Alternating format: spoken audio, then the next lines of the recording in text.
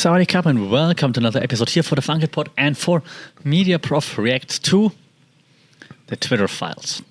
It's been quite some interesting days ever since Elon Musk had made Taibbi publish the Twitter files on Twitter as a thread, which was interesting, an interesting choice.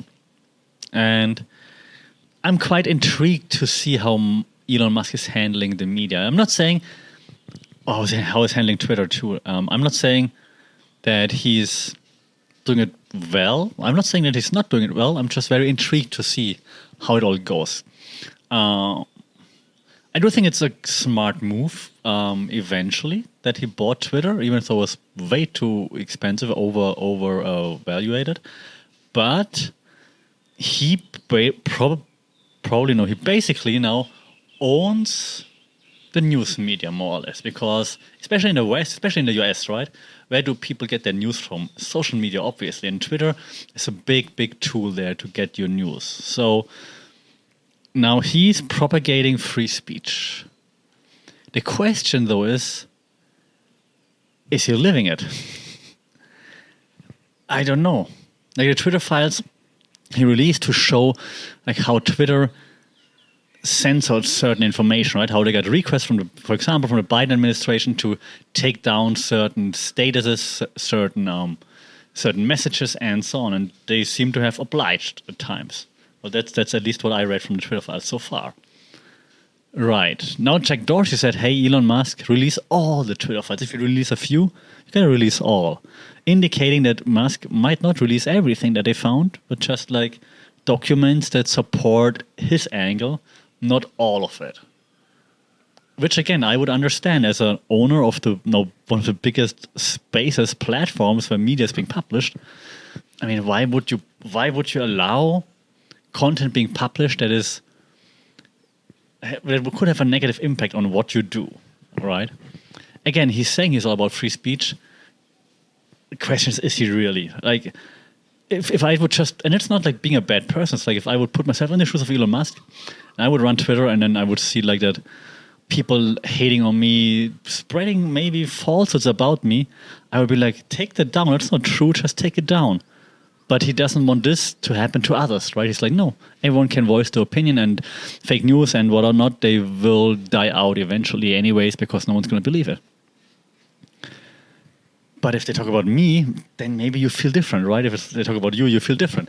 So question is he really releasing everything, or is he holding documents back that could be counterproductive to what he's trying to do, maybe?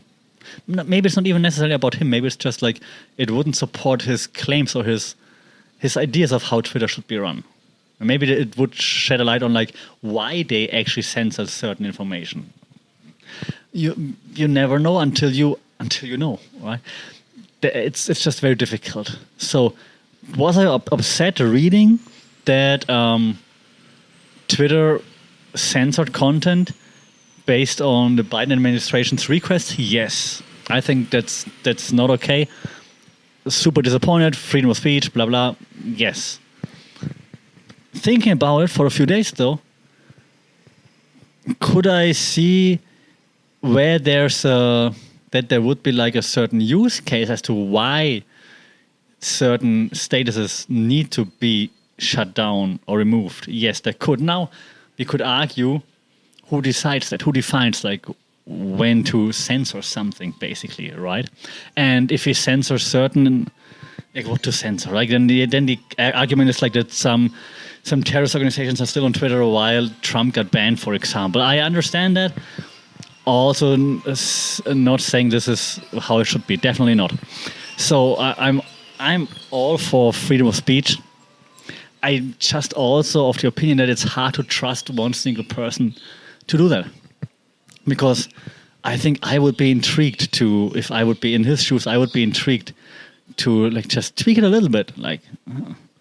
Right, so that's one thing. Also, while we're at conspiracy theories, and I said it as a joke, and then it got some traction, like a little bit on Twitter, at least among some of my followers. I was like, how do we know that the Twitter files right now pardon me, how do we know that the Twitter files right now aren't another conspiracy or aren't another distraction from something way bigger? And I was like, hashtag conspiracy theories. And some of my followers are like, yeah, maybe you're right. Maybe something else happened. That's always a possibility. Maybe something else is happening. And then I thought, oh no, damn, what if? What if the Twitter files are just a distraction? Like, you know how media works. Let me tell you. I mean, you know, but... Right? So I talked about this on the podcast before. There's like this concept of moral panics. Like that's the phrase, but call it whatever you want. It's like inciting panic, fear, anxiety amongst the audience, anger, maybe even emotions, right? Like, so that they are very emotional about a certain topic, maybe fearful, maybe angry, and focusing on that topic. And while they're focusing on that topic, you like make them move into a certain direction. For example, right, back when I was a kid, there were like 1 or 2 cases of kids being kidnapped from someone who offered them like candy. It was in the 90s, right? So offered them like candy and then like got kidnapped in like a van or whatever, and they drove away and tried to kidnap the children. Like a few cases. And then all the parents got so paranoid of like vans being around like school or kindergarten areas. Like every van was like a pedophile. And like everybody who gave your child like candy was like a potential pedophile. Like, oh, don't, even if it's like a grandma from across the street, she's like, oh, hey, you're so nice. I see you every day. You wave to me. Here's some candy. Like, no, you pedophile. Ah. And then they try to, I don't know, push through some laws or whatever, right? And this happens like with sex, pornography, weapons, of course. And I'm not saying I'm pro or con against any of those. I'm not saying weapons are great. I'm not saying everyone should be watching porn. I'm not. But I'm just saying that's like the moral panic. It's like you paint those folk devils. That's how it's called in academics, and in the research about moral panics. So you paint those folk devils, like the devils that everyone sees, that everyone can see, and you paint them in a certain light, and everyone's going to agree with you because you have to fight the devil. So now maybe that's what's happening. Maybe we're painting now Twitter or the Biden administration in that light. So now we're like, oh no, we have to fight them. Maybe that's the agenda of Elon Musk. Maybe that's the agenda of the other investors that gave him the money to buy Twitter. I'm not saying it is. I'm just going to say I don't know that it's not. Because as you know, in the media, everybody has an agenda. And I've just been alive for too long that I can't rule out anything. There is nobody out there that's just doing a good thing, especially if it involves $44 billion. That's just impossible. And there is an agenda, and it just depends. What is the agenda now? Is the agenda to support the GOP? Is the agenda to really release files to really show what happened with Hunter Biden, for example? What's the agenda is the question. What's the agenda behind Elon Musk? Now, he just lost his title of richest man on the planet because Tesla dropped. Was it Tesla, Starlink, Neuralink? One of his entities, the stock dropped like crazy last night, and now he's not the richest man on the planet anymore. Does that hurt his ego, for example? We don't know. And it's just fun to speculate. One thing that we can say for sure, though, is that he is doing what everybody else in the media is doing. And yes, now Elon Musk, you are now a media person. You're not just the engineer, the inventor. Never been the inventor, but you know what I mean. You're a media person. You're a media mogul. And so we have to treat you as such. We have to treat Elon Musk as we have to treat him just like Rupert Murdoch now. And what he understands, just like everybody else, is that divisiveness is good. Because if you can divide people, audiences into different teams, they will be engaged. And he's always like so proud, like highest engagement on Twitter ever, highest new user sign up on Twitter than ever. And why is that? Well, because they allow bots, or like the bots are wilder than ever, but also because it's a team sport. It's like us against them against us, and so on. That's what's gonna keep happening on Twitter as well, of course. And if you do this, like with the Twitter files, you separate them even more. Some will say, yeah, they had the right, they had to censor certain information to prevent worse things from happening, whatever that might be. I'm trying to be down the middle. Others say, no, you have to release everything because freedom of speech. Others say like, oh, F the Democrats, then F the GOP.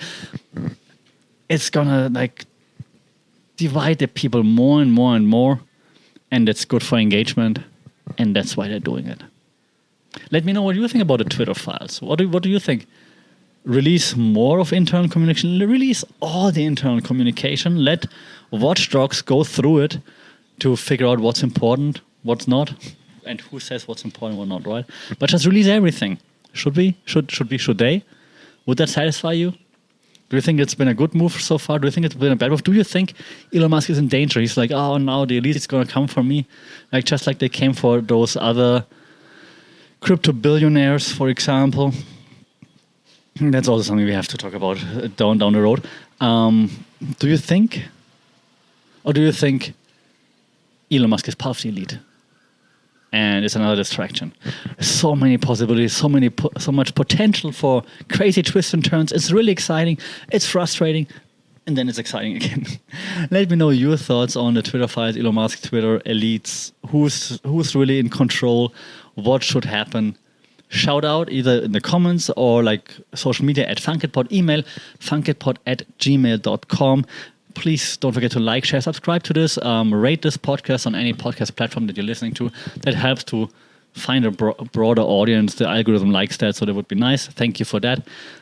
Let me know what you think about all of those. And as always, stay safe, take care, and we'll talk soon. Sawadee Krap.